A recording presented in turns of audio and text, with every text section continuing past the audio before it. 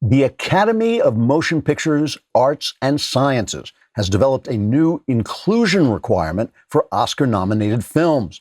The Academy says it wants to make sure the winning films contain significant roles for groups who are underrepresented in Hollywood, like moral people and people who know what they're talking about.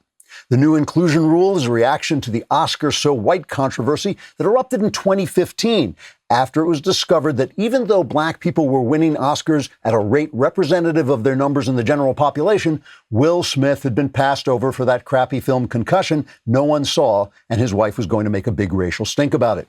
Because of the new inclusion rule, there will now be several more categories of nomination, which means the awards program will expand from 5.5 hours to infinity, and the audience will drop from no one to literally no one. Among the new categories will be Best Film containing two Latinos, an Asian who doesn't use a computer, a woman who identifies as a man and is played by a man who identifies as a woman and is therefore actually a man who identifies as a man, pretending to be a woman, pretending to be a man, plus a black guy. There'll also be Best Film containing a black guy who was a white guy in the original screenplay until the Jewish screenwriter realized no way he was going to get this puppy sold unless he made at least one major character black. Another category will be Best Film that makes some absolutely reprehensible sexual perversion look sympathetic and still manages to break even. And finally, there'll be a category for Best Historical Film with a black actor absurdly cast as a character who never would have been black in those days under any circumstances. Academy President Milo Scabras says the new inclusion rule is meant to ensure that powerful Hollywood producers continue to look virtuous while raping children and selling out to Chinese dictators. Trigger warning, I'm Andrew Klavan, and this is The Andrew Klavan Show. I feel hunky-dunky, life is tickety-boo. Birds are winging, also singing hunky-dunky-doo. Ship-shape, tipsy-topsy, the world is zippity-zing. It's a wonderful day, hurrah, hooray! It makes me want to sing. Oh, hurrah, hooray! Oh, hooray, hurrah! All right, the ongoing conspiracy theory known as Klavanon is back. You'll have to forgive me, a little coughing today. My house is filled with smoke from the forest fires. I don't know where the nearest fire is, but if I burst into flames, that'll add a little excitement to the show, and that'll be why. Please go on the YouTube channel, the Andrew Klavan YouTube channel. We need subscribers. We already have over 100,000, but we're trying to get to 17 gazillion.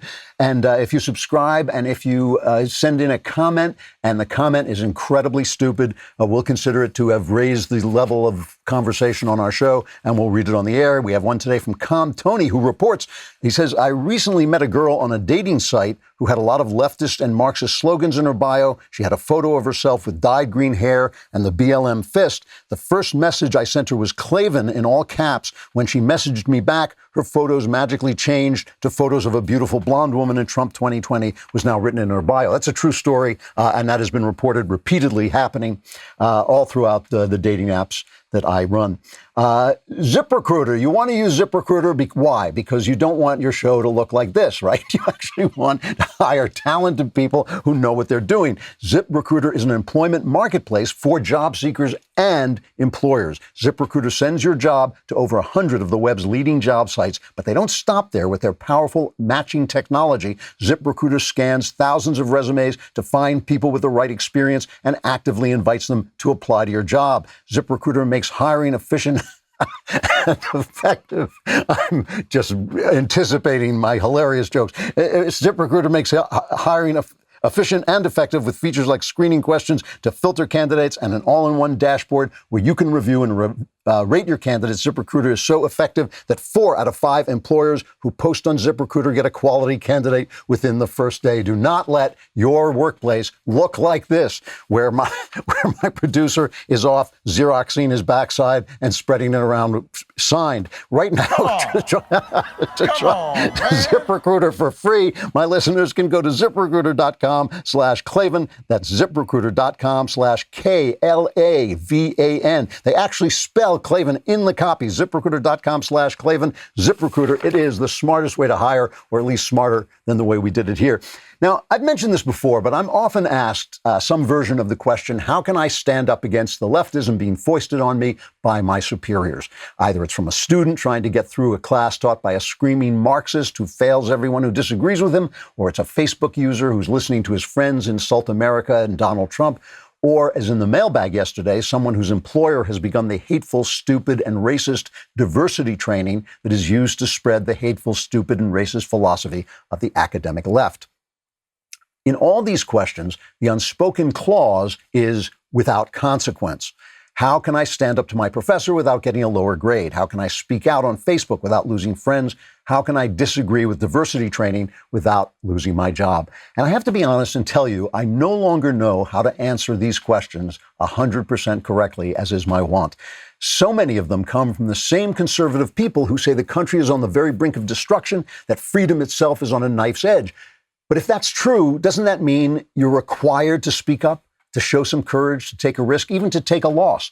No one can ask another person to be a hero. No one can ask another person to risk his livelihood or even his social status in order to speak out. But surely there's a price to pay for staying silent, too. To look into your children's faces and know that you said nothing while the left sold its toxic lies, that will cost you something as well, and it might even cost you more than it would cost you to say what you have to say. When conservatives put up their signs that say freedom isn't free, what they sometimes seem to mean is that someone else's son should go overseas and get killed to preserve their liberty. But that's not actually what it means. Not anymore. Not now that the fight has actually come to your door. Voting is no longer enough. Complaining is no longer enough.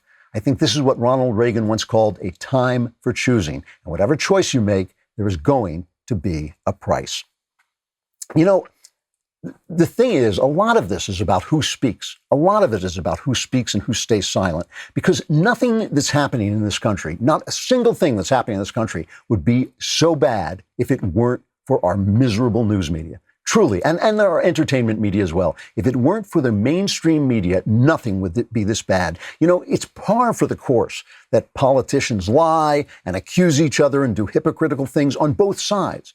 But to have both sides doing it while every reporter, every Hollywood actor, every late night comedian tells you it's only one side doing it, only one side is to blame, that just makes everything worse. If a cop goes out and is arresting somebody and the guy he's trying to arrest gets killed or dies in custody, it's fine to wait to get the facts. And it's fine for some activist to come out and say, this is, racism. And for somebody else to come out, a representative of the police and say, no, it's not racism. We acted well, while the press holds back and waits to get the facts. But when the press jumps on the bandwagon of the activists, that's how the riots start. That is how everybody goes crazy, because nobody's waiting to get the facts and the press is cheering them on. The press, these riots are media riots in so many ways. If they didn't think they were going to get sympathetic coverage from the media, they wouldn't be doing it. So you have a guy like Donald Trump, who is this outsized rebel, a big character, as I've often said, a big American character with big American flaws. And he's up against a senile and dishonest political hack like Joe Biden. Okay, fine. That's the situation. I can understand perfectly reasonable people saying, I will never vote for Trump. I can understand perfectly reasonable people saying, I'll never vote for Joe Biden. But once you have the press throwing hand grenades at Donald Trump and asking Biden questions like, how do you judge Donald Trump's soul? They actually ask him that question, and no hard questions, none at all. He did a thing where he said, ask me anything. And he didn't say he was going to answer anything. So he just asked me anything. He didn't take any questions. That's when it becomes offensive. It becomes offensive to us. It's offensive to our intelligence, right? Look, I understand that I have an opinion, you have an opinion, our opinions are probably pretty similar. That other people have different opinions does not offend me in the least. That is what makes for free countries. That's what makes for horse races. That's what makes life interesting. But to have the entire communications mechanism, a corporate mechanism, these corporations, to have these corporations telling us only one side is right and the other side is full of demons, that is what divides us. That's what's caused the irreconcilable differences between us. That is really what is bringing the country to the brink of at least a cultural civil war. Raycon. I love these things. I use them all the time. I had the other ones, the famous ones. These are earbuds, these are the things that earbuds, they go wireless earbuds, they call them. They go in your ear and you can listen. You are probably listening to some stupid music. I listen to audiobooks that educate and enlighten me. It's just the difference. It's a little difference between us. Nothing wrong with listening to garbage music while I'm listening to, intelligent literature, but still, I still love my Raycon earbuds. And I had the other ones, the ones that most people use, and gave them to my wife because what does she know? And I get to use the Raycons. Raycons give you 6 hours of playtime, seamless Bluetooth pairing, more bass, a more compact design, and noise isolating fit. That's the thing I really like best about them, the way they're shaped. First of all, you don't look like an insect when you wear them. And second of all, they actually shield you from noise so you can hear things better. Give them a try. Raycon has a 45-day free return policy so you can make sure they're the pair of wireless earbuds for you. For a limited time, get 15% off your order at buyraycon.com/Klavan. That's buyraycon.com/Klavan for a special 15% discount on Raycon wireless earbuds. Make sure to check it out now while the deal is running.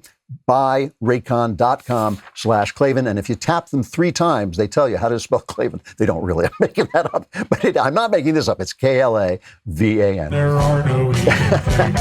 I just make it look this easy. So yet another bombshell. We already had the Atlantic bombshell. This is because the press is running an air war on democracy. That's why they keep calling them bombshells. I'm sure you've heard the expression hoist with your own petard. Not everybody knows this, but that comes from Hamlet.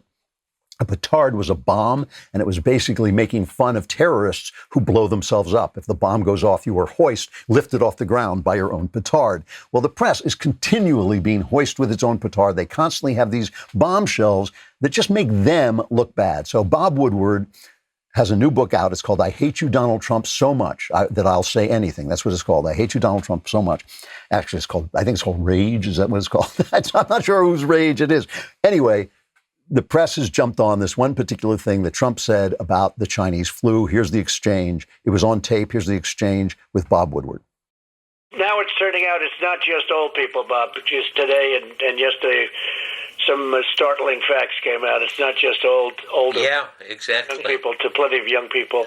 So what's going on give me a moment of talking to somebody, going through this with Fauci or somebody who kind of it caused a pivot in your mind, because it's clear just from what's on the public record that you went through a pivot on this to, oh my God, the gravity is almost inexplicable and unexplainable. Well, I think, Bob, really, to be honest with you, sure, I want you to.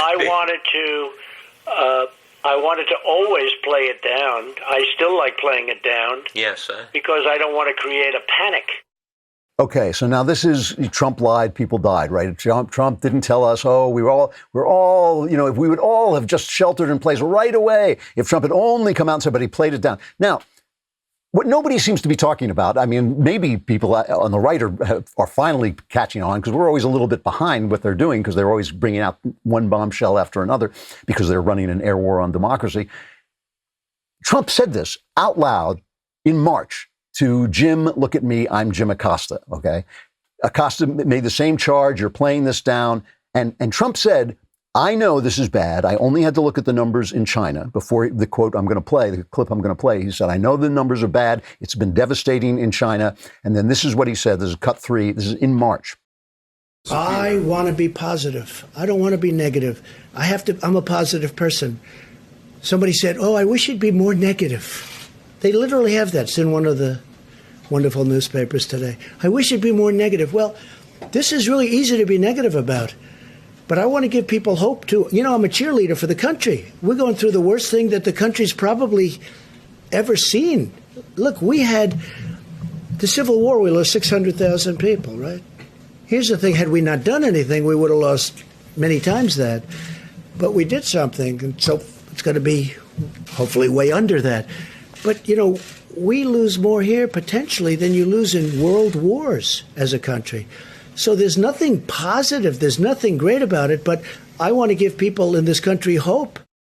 So this is he said 3 months. This is a tremendous bombshell that went off 3 months ago. Meanwhile, Trump was banning travel from China. He was banning travel from Europe. He was doing all the things that he was supposed to do and that the experts told him to do, and recommending things that would have actually saved lives that the experts were against. Politico reported back in March, President Donald Trump's idea of imposing statewide quarantines on hotspots like New York won't stop the virus from seeping into the rest of the country. And according to public health experts, Trump's suggestion that he could put New York, New Jersey, and Connecticut on lockdown was met with broad derision. Well, most of the cases that spread through the country came from New York. So Trump was making suggestions that were actually good. And the experts, and we know how we love the experts were meeting him with derision. So Trump really has not done a bad job. Here is Fauci, this patron saint of experts now. The press has elevated this guy because he spreads fear, because he spreads it out. They've elevated this guy to sainthood, so they can't deny him now. And here's what he said about Trump, what Trump was actually doing. This is cut 16.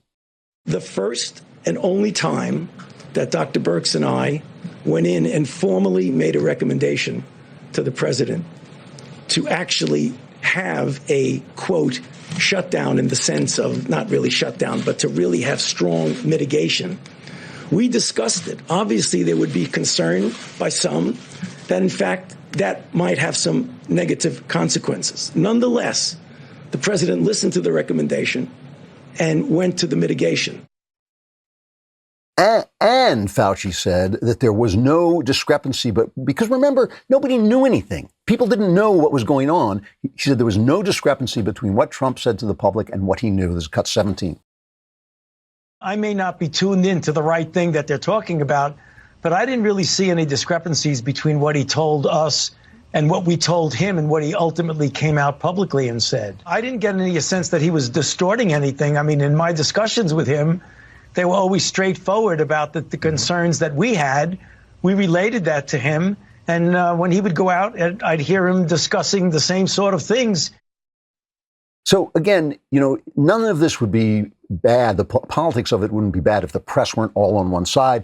Biden is doing what his job is. Biden's job is to attack Trump. He's doing that. This is cut 12. It was all about making sure the stock market didn't come down, that his wealthy friends didn't lose any money, and that he could say that, in fact, anything that happened had nothing to do with him. He waved a white flag. He walked away. He didn't do a damn thing. Think about it.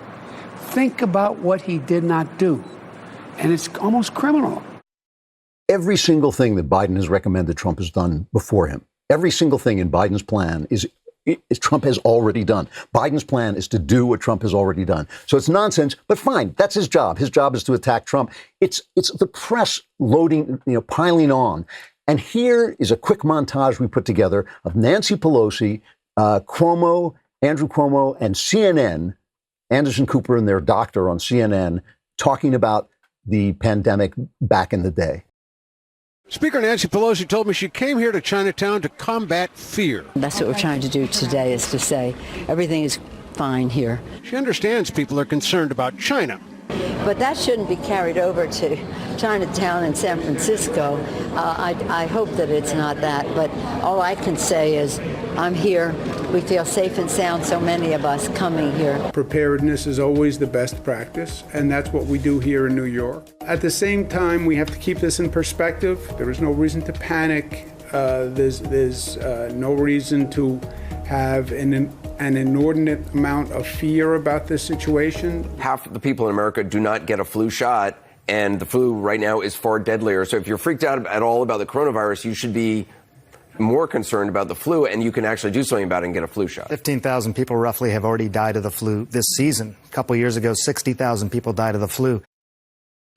All right. So now the way this works, and I just want to point out the mechanics of it, because the mechanics are important, because we always think on the right, we think that reason will prevail, that arguing will prevail, but they have a system, and the system depends upon their complete dominance of the news media. The fact that NBC, ABC, and CBS, which, by the way, each one of them did average something like 16 minutes covering this, but did nothing about the fact that Trump has been nominated for a Nobel Prize. That was complete silence on that.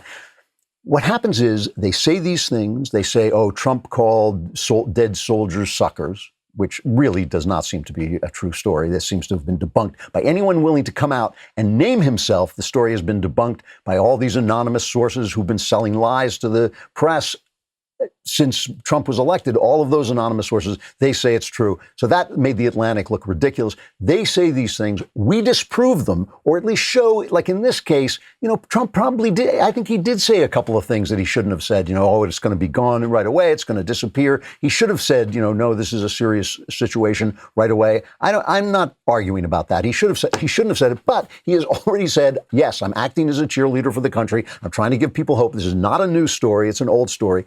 But what happens is they say these things, we disprove them, then they act like it's a known fact. So they say, well, Trump said there were good people in the white supremacist movement. And we say, no, here's the transcript. He didn't say that. And then what they do is the next time they just say, just like when he said that there were good people in the white supremacist movement, they just take it as a given. They will do that with the Trump calling military heroes suckers, and they'll do that with this again. I mean, this is going to be this is the system. This is the system, and this is the way they're going to play it. And it is deadly. I mean, it's deadly because it means that Trump has to be the belligerent that he is in order to counter the belligerence that they have. They don't have to scream like Trump because they've got all the cards. They've got all the communication cards. And this is what the battle is. This is what this election is. The election is between Trump and fake news because there is no other candidate. I mean, Biden obviously is not a candidate. It's between him and the fake news. Let us take a pause and talk about Ring. We want to talk about Ring because we want you to be safe in your home. There's 1,000 reasons why protecting your home matters to you, obviously. Ring has security products for every corner of your home, inside and out. They've got doorbells that allow you to see who's there and talk to whoever is there on an app, no matter where you are. And then nowadays, you may well be home, but at least you can see all around your house without having to get up, without having to get out of bed or just walk around the place. You can really see what's going on outside. Just on an app, you can keep an eye on every corner of your house. You can protect your whole home with Ring alarms, a powerful, affordable whole home security system you can easily install yourself. You can get a special offer on the Ring Welcome Kit at ring.com/Klavan. It comes with Ring's Video Doorbell 3 and Chime Pro, the perfect way to start your Ring experience. Plus, you get free 2-day shipping. Go to ring.com/Klavan. That's ring.com/Klavan. Anyone comes to your door, no matter where you are, you can ask him, how do you spell Klavan? And if he knows the answer, call the police because you do not want to trust a guy who knows how to spell Klavan. All right. So, let's take a look at the way the press treats this. Of course, our friend Kayleigh McEnany, the species lady who rips white men's throats out with her tongue, she goes up against the press. They're just absolutely attacking her. Like this thing in March never happened. Like Trump never said this. It's suddenly a new thing because the election is here. They will do anything they can to keep the polls in Biden's favor. So just play one of them. Play cut one of Kayleigh. Did President Trump intentionally mislead the American people about the threat of COVID, a pandemic that has now cost the lives of nearly 200,000 Americans? Absolutely not. This president, at a time when you're facing insurmountable challenges, it's important to express confidence. It's important to express calm. Always play it down. Is playing it down, is that expressing calm? It seems dishonest. It seems. Can like you read the rest of the quote? That's how much they put in there. Oh, you excluded the last part. We'll play the full thing on 60 Minutes. Please do. Do you deny please that do he explain. misled the American Please, people of about course the I threat deny of this that. pandemic? And he makes clear that he doesn't want to see chaos, by the way, is the second part of the quote, which you failed to read. All right, so here's how this was covered on CNN by Brianna Kayleigh. This is cut 10. We didn't want there to be a huge crash and panic. He expressed calmness from this podium, but he has always taken it seriously, and the response, an unprecedented response, really reflects that. Yes.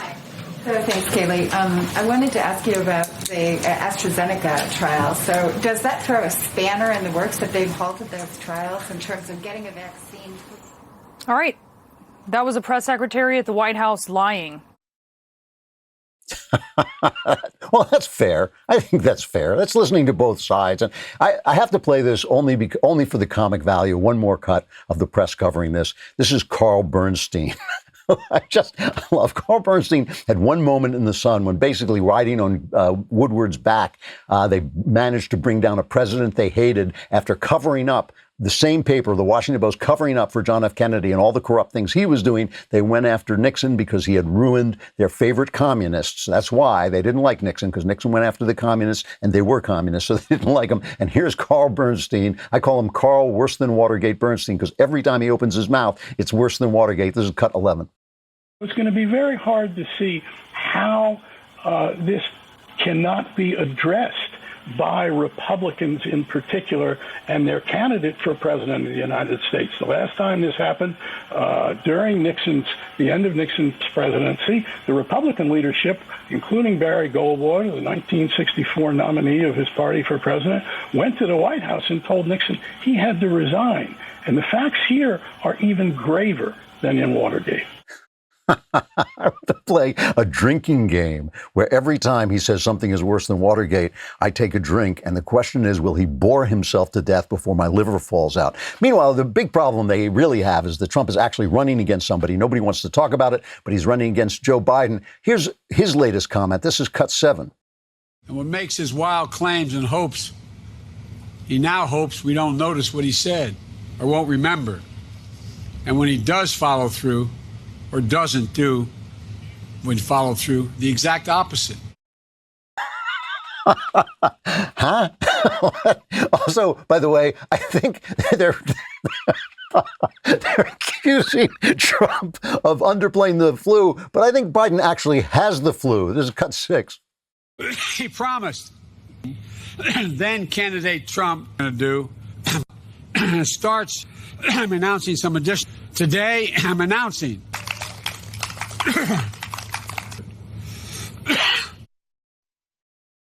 So, no wonder they have him locked in the basement. The guy's a walking pandemic. It's like his thing in the debate is he's just going to go on stage and kill Trump. He's just going to cough in his face and hope he falls over. All right. Well, we'll look at a little bit more of this, some real, true dishonesty from the press in just a second. But first, let us talk about rockauto.com. Why? So we can say rockauto.com. Because, when you say that, you just feel so much cooler than you actually are. Women think you're cooler than you actually are. And once women think you're cooler than you actually are that cool. That's the thing about women, have that magic power to make you that cool. Also, it is a great way to get parts for any automobile you may have, whether you have an old jalop or a collector's item or just the car you drive around. RockAuto.com is the place to get parts for the car without having to drive to the parts store and talk to a guy who doesn't know any more than you do. RockAuto.com always offers the lowest prices possible. They don't change prices based on what the market will bear. RockAuto.com is a family business serving auto parts customers online for 20 years. Go to RockAuto.com to shop for auto and body parts from hundreds of manufacturers right on your computer. Go to RockAuto.com right now and see all the parts available for your car or truck. Write Klavan in their How Did You Hear About Us box so they know we sent you. And when you do it, you have to say that the same way. Say Klavan. And also you have to know how to spell Klavan. Otherwise, you just look like an idiot. It's K-L-A-V-A-N. So here's the other bombshell they had. Another bombshell, another petard they hoisted themselves on from the New York Times. When asked about the pain black people feel in this country, Mr. Trump was unable to express empathy. That's the New York Times headline, so help me. All right, here's another one from The Hill. Trump said he didn't have responsibility to understand the pain of black Americans. He said, I don't feel that way at all. I don't feel that at all. NBC News reported it. Trump said he feels no responsibility to understand the anger of black Americans, Woodward's book says. Business Insider. Trump said he feels no responsibility to understand the pain of black Americans and suggested that those who do drank the Kool-Aid. Here is the actual Q&A, okay? Woodward says, do you have any sense that privilege has isolated and put you in a cave to a certain extent, as it put me, and I think lots of white privileged people, in a cave, and that we have to work our way out of it to understand the anger and the pain, particularly black people feel in this country? And Trump says, no, you really drank the Kool-Aid, didn't you? Just listen to you. Wow. No, I don't feel that at all. Completely dishonest representation of what he said. Plus, by the way, the left sets the terms of what is racist in this country. If you say this, you're racist. If you say it that way, you're not racist. If Biden says it that way, he's not racist because he loves black people. If Trump says it that way, he obviously is racist because just look at his history of something, something, something. You know, that is the way they set the terms, and anything he says is going to make him look racist. It's a complete it is completely misreporting. It is completely fake news. The other one is, I love this. This is from the New York Times, too. 2 of the president's top officials thought Trump was dangerous and considered speaking out publicly. General Jim Mattis, Mr. Trump's former defense secretary, is quoted describing Mr. Trump as dangerous and unfit for the presidency in a conversation with Dan Coats, the director of national intelligence at the time. Mr. Coats himself was haunted by the president's Twitter feed and believed that Mr. Trump's gentle approach to Russia reflected something more sinister. Maybe at some point we're going to have to stand up and speak out, Mr. Mattis said. Now, of course, if they had done this about Obama, the headline would have been military plan coup against black president, right? So, you know, it's all about the way it gets reported. I just have to play one last thing, is that Trump issued his list of Supreme Court justices that he would appoint. And it's basically an added list with some added names from his last time. It added Ted Cruz and Josh Hawley and Tom Cotton. Hawley said he wouldn't do it. Cruz has said he wouldn't do it. Tom Cotton immediately tweeted, "It's time for Roe v. Wade to go." So maybe he wants to be in the running. But I just want to play Trump's speech about this. I want to make sure I get the right cut. It is cut 4. Unfortunately, there is a growing radical left movement that rejects the principle of equal treatment under the law. If this extreme movement is granted a majority on the Supreme Court, it will fundamentally transform America without a single vote of Congress. Radical justices will erase the Second Amendment, silence political speech, and require taxpayers to fund extreme late-term abortion. They will give unelected bureaucrats the power to destroy millions of American jobs. They will remove the words "under God" from the Pledge of Allegiance. They will unilaterally declare the death penalty unconstitutional, even for the most depraved mass murderers. They will erase national borders, cripple police departments, and grant new protections to anarchists, rioters, violent criminals, and terrorists. Can anyone doubt that this is what the election is really about?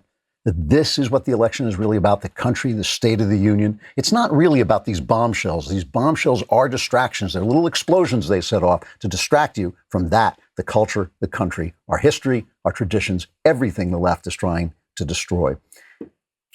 Protect yourself with LifeLock. Why? Because you don't want to have your identity stolen. Listen, the whole thing about having your identity stolen is that once it happens, it really is tough, and LifeLock will help you clean it up, but they also can help you prevent it from happening. LifeLock is an American identity theft protection company who will protect your information while you are online. Researchers have compiled an overview of the average price of stolen personal data for sale on the dark web. Online banking logins cost an average of $35, and the range of documents and account details needed to commit identity theft cost about $1,200. The bulk of the stolen information comes from large-scale data breaches. That means you are at risk. It's important to understand how cybercrime and identity theft are affecting our lives. You could miss certain identity threats by just monitoring your credit. With LifeLock, they detect a wide range of identity threats, like, for instance, your social security number for sale on the dark web. If they detect your information has potentially been compromised, they'll send you an alert. No one can prevent all identity theft or monitor all transactions at all businesses, but you can find out if your information is on the dark web. Get your free dark web scan at lifelock.com/scan, and then pick the plan that's right for you and save up to 25% off your first year with promo code Klavan. That's a free scan at lifelock.com/scan and 25% off with promo code Klavan. And on the dark web, you have to go on the dark web to find out how you spell Klavan, because we don't like to spread it around. But just between us, it's Klavan. Go subscribe, and you can then watch live our podcasts on Apple TV and Roku. Obviously, we're already available on Apple Podcasts, Spotify, or any other podcast app, YouTube, Facebook, and of course, dailywire.com. But now we're on Apple TV and Roku. And if you want to watch it live, you have to be an insider member. So head over to dailywire.com/Klavan and use code WATCH to get 15% off your membership purchase, plus a Leftist Tears tumbler. It's dailywire.com/Klavan to get 15% off with code WATCH, and download the Daily Wire on your Apple TV and Roku today.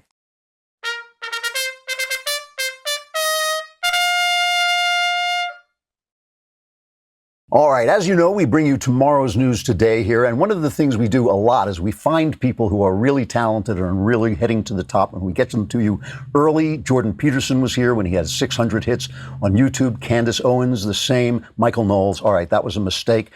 Jenna Ellis. But Christopher Rufo we brought on a while back. The minute I talked to him, the minute I read his first article at City Journal, I knew this guy was really an important person. He's a filmmaker, writer, and policy researcher, as well as a contributing editor at City Journal and a research fellow at the Discovery Institute Center on Wealth, Poverty, and Morality. He played a huge role in President Trump banning critical race theory and white privilege training in the federal government, which was based on his reporting. That's what I want to talk to him about today. Hey, Chris, it's good to see you. How you doing? Oh, very well. Thanks for having me on. It's always a pleasure. Let's start by telling people, critical race theory has become one of these things that people say on the right with this rage, but a lot of people don't know what it is. Can you explain what critical race theory is? Yeah, critical race theory is a kind of academic formulation that contends that the kind of social structures, including the Constitution, the Declaration, inherited laws, are all really, not objective formulations or neutral, and not even necessarily good in themselves, but are actually cover for a kind of white supremacist power structure, for racial imbalances and oppression. Critical race theory questions objectivity, it questions meritocracy, it questions really the kind of foundational values, principles, and structures of the United States. And it's something that has been circulating in the academic world for many years, really kind of started to take off in the 1990s. But then all of the sudden, out of nowhere, has become really ubiquitous in our public discourse and the kind of left-leaning policies in HR departments and even in trainings in the federal government. So this basically says that everything we believe in, all the truths that we hold self-evident, everything that's been handed down to us is permeated with racism. Is that the idea? Yeah, I mean, it's really trying to say that traditional forms, norms, and laws are really instruments of power. And a kind of ruling elite wields those with the kind of subterfuge of the kind of structure, but underneath it's really just domination and group-based tribal politics. And this is kind of a Marxist formulation, right? It's oppressor and oppressed. But the kind of innovation of critical race theory is that after 170 years of failure after failure of Marxism, saying that the ruling class is a kind of economic elite, a capitalist elite, and then the working class is the kind of oppressed on that side. They've essentially replaced those identities and say, well, it's not really economic oppression mechanism. It's a racial oppression mechanism. And frankly, to their credit, this is something that's traveled much further in the United States. And is almost, and I say this with no exaggeration, it's now the dominant ideology of our institutions and our federal agencies. How did this get into our federal agencies? What was going on in the federal agencies as far as this is concerned? How were they spreading this? Yeah, I mean, a couple things. One is that it's been kind of institutionalized through kind of diversity programs, diversity and inclusion programs, offices of diversity, chief diversity officers, and in a sense, those things could be good. You want to have a kind of a diverse workforce. You want to have people from different backgrounds and perspectives coming together, united in a common mission. But what's happened is that those kind of apparatchiks, right, those bureaucrats who are in positions of power, expanded dramatically in 2011 with an executive order under President Obama. They're essentially looking for things to do. They're looking for content.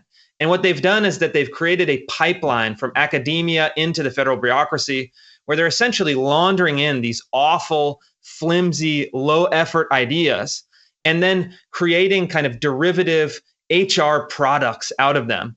So these are PowerPoints and training sessions and videos and animations and questionnaires and implicit bias tests and all of these things that are rooted philosophically in critical race theory. You have then a kind of derivative format where the institutions are trying to come up with some sort of structure to implement an agenda. And then a second derivation, you have these kind of private contractors and vendors and diversity consultants that are a few steps removed from the critical race theory, who are almost unconsciously administering some really awful and toxic training sessions that once they hit the light, once people saw the PDFs, they saw the trainings, they saw firsthand testimonies, people really recoiled in horror because these are antithetical to all of the American ideas and institutions and are, racist at their core. How did you find out about this? How did you find out it was going on? I kind of got into it backwards. I initially got a kind of email from someone in the city of Seattle. And this person said, hey, I know you're a reporter that, is unafraid to take on tough stories in Seattle. But the Office of Civil Rights of the city of Seattle is now requiring its employees to attend racially segregated training sessions. One for people of color, one for whites only. And I said, wow, this is explosive and deeply disturbing that this Office of Civil Rights is reviving segregation. So I put in a records request. I forgot about it for a few months. And then I got back this trove of documents that was just incredible. They're saying that objectivity, individualization, and intellectualization, rationality, meritocracy are all vestiges of white supremacy. They're having employees stand up, introduce themselves, denounce themselves for being having internalized racial oppression, and then apologize to the group.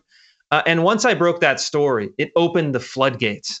I started getting dozens and now hundreds of leaks from institutions all over the country. People saying, I'm scared to speak out. I don't want to be denounced. I don't want to be fired, but this is happening in my agency too. And I want to share the information with you. Does a government employee have any choice about this? Does he have any recourse? Is there any law that he can bring to bear to stop that from happening? Within the kind of social environment of these institutions, one of the kind of ingenious things about critical race theory is that they structure their arguments so that dissent equals you are racist. Or they structure their arguments so that dissent is an admission of guilt. So it's this really kind of intricate construction, and then piling on top of that a social environment within bureaucracies that are inherently risk averse. So they've been able to kind of achieve dominance in the institutions because you really can't kind of socially or politically put any resistance towards it. So people are very, very much silent. But I think now that these things are come to light, now that the president has taken action, these things can change very rapidly. Based on my initial investigation in the city of Seattle, the Department of Justice has opened an investigation under the idea that this is actually a civil rights violation. You can't, give or deny people training or services or opportunities on the basis of race alone. So I think that that's a huge component of it. And I think that there's also another angle. Peter Kirsanow has made this argument persuasively, in my view, that these amount to workplace harassment on the basis of race, which is a protected class. So I'm looking forward to hammering away at these institutions with investigative reporting, trying to essentially expose them, take names and really fight them in the mass media. But I think the second prong of the attack has to be legal. You have to raise the cost on people who are pushing this divisive, segregated, race essentialist worldview, and we have to be unapologetic. How did the story get to Trump? Do you know? Yeah, I mean, I can speculate what's been reported in the press and refrain from giving my own commentary. But the story is that he saw the Tucker Carlson segment where Tucker graciously gave me a 3.5-minute monologue to lay out all the stories that I've been breaking. And the kind of word on the street is that it went straight to the president through the television, and then he demanded action. He mobilized a team, some great people in the White House, and they were able to actually go from First, realizing that this is a problem through the story on Tucker, to issuing the initial executive action within 72 hours. And, whatever you think about the president, there's a lot of different views, even on the right. I don't think that any other Republican that was running in 2016 would take action against critical race theory. And I'm almost 100% certain that it wouldn't happen with that kind of speed and decisiveness. I absolutely agree with that. It's absolutely true. They've been completely cowed by racial attacks. Christopher Rufo, really good talking to you. Congratulations. Great job. That was really, that's a great story, and you broke it really well. Thank you so much. Good to see you. You too. You can find Rufo's work. You can find Chris at his website, but you can also find him at City Journal. Really, really terrific piece of work. He's a really good reporter. He's been covering the riots in Seattle as well. I got to stop there. The Klavanless weekend is upon you, except if you're an All Access member. I'll be on All Access tonight. Then the Klavanless weekend will be on you as well, and you're doomed. But I'll see you on Monday. On the off chance that you survive, I will meet you here on Monday. I'm Andrew Klavan. This is The Andrew Klavan Show.